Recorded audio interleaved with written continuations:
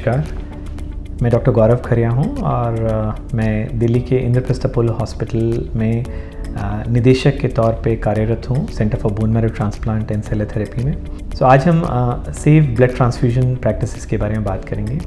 आप में से काफ़ी लोगों को पता होगा, कई बच्चे कुछ ऐसी बीमारियों से ग्रसित होते हैं जिसमें कि उन बच्चों को बार बार ब्लड ट्रांसफ्यूज़न की ज़रूरत पड़ती है, जैसे कि थैलेसीमिया, सिकल सेल डिजीज़ और काफ़ी सारे और ट्रांसफ्यूज़न डिपेंडेंट एनीमियाज़ होते हैं जिसमें कि बच्चों को बार बार 1 महीने में, 2 महीने में, 3 महीने में ब्लड ट्रांसफ्यूज़न देने की ज़रूरत पड़ती है।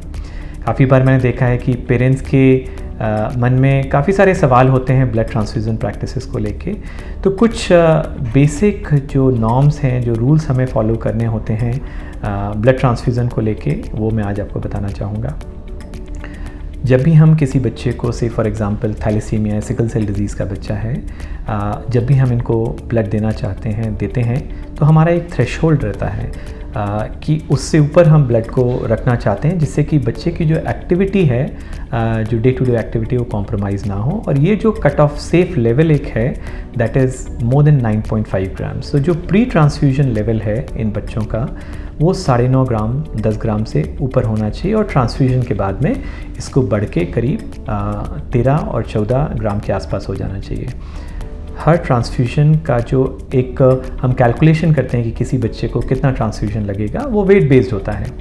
तो बच्चों को जो हम एवरेज ट्रांसफ्यूजन देते हैं, दैट इज़ रफली अराउंड 15 to 20 ml पर kg। सो अगर किसी बच्चे का वज़न 10 किलो है तो हम उसको 150 से 200 ml ब्लड हर ट्रांसफ्यूज़न में देना चाहेंगे।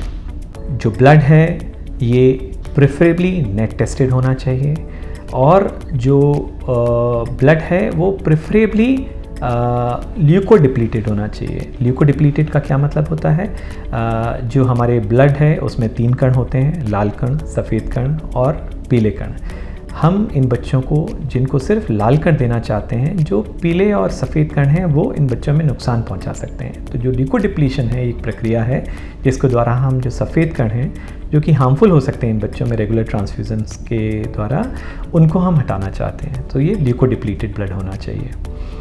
अगर हम इन बच्चों के डाइटरी प्रिकॉशन की बात करें तो इन बच्चों को हमें जो आयरन रिच फूड है वो अवॉइड करना चाहिए।